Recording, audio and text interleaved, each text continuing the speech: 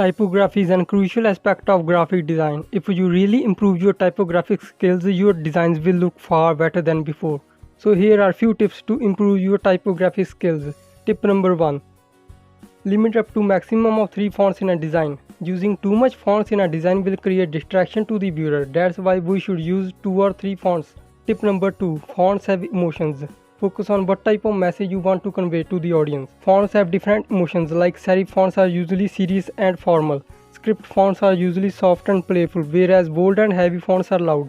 Use fonts accordingly to the message. Tip number 3. Use the lighter and bolder version of the same font. Many fonts came with font families. Use the bolder and lighter version of the same font. It will create contrast and hierarchy. Tip number 4. Alignment. Make sure your fonts are aligned properly. Usually they are aligned toward the left hand side. You can align toward the right according to your design.